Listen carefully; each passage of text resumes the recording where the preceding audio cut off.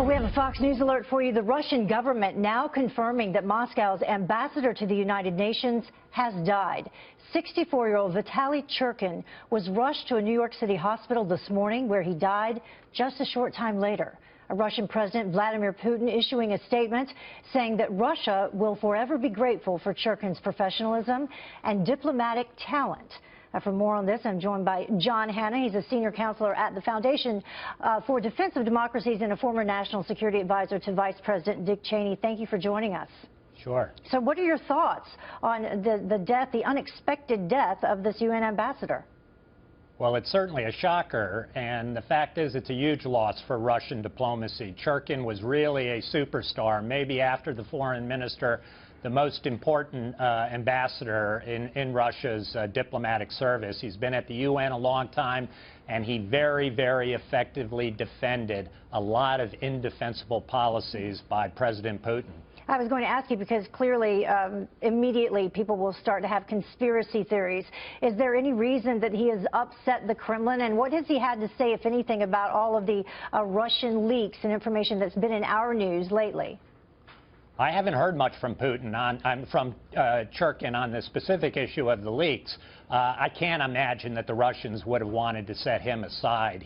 Particularly on the issue of Syria and the kinds of war crimes the Russian military has been committing there, Churkin was incredibly effective at guarding Russia against any kind of retaliation internationally out of the United Nations. He's been a first-rate servant for them, at the same time keeping up his contacts to Western diplomats. And in terms of Western diplomats, his relation with the United States?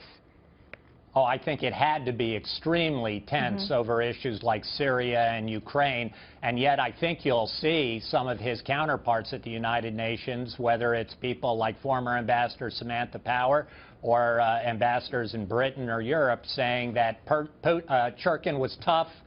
He defended indefensible policies, but he was a man who we were able to talk to and have open channels with. He was honest but tough. Yeah, well, as I mentioned, Russia has been front and center in the news here. Here's what Reince Priebus had to say just yesterday about the media reports on possible ties between Russia and the Trump campaign. You say that the intelligence community says that there were no contacts between anyone in the Trump campaign, any associate of Mr. Trump, and anybody involved as a Russian agent as to the campaign and collusion in the campaign with Russia. Is that what you're saying? Yeah, they told me, absolutely. They have made it very clear that that story in the New York Times is complete garbage. But the Senate reportedly pushing forward with investigations, even sending formal requests to the White House to save any documents related to Russia. Now, you've been on the inside. You know how the process works. Who do you think is responsible for these leaks? Well, it's only a theory. We're all speculating, of course, but I have been absolutely struck by how every major report of the last couple of weeks leaking this highly classified information has been sourced to both current and former U.S. officials. And that former U.S. officials, I think, is the key tell here. Because you have Obama administration officials who served at very senior levels of this administration who would have had access to every single piece of information regarding General Flynn's phone calls, as well as the FBI's investigation into Russian interference in our elections. They've only been out of office a month, and I think some of these people have convinced themselves that Donald J. Trump represents a clear and present danger to our constitutional order, and this is their way of fighting back. But it will also impact our relationship with our allies, maybe perhaps not sharing as much information with us here at home.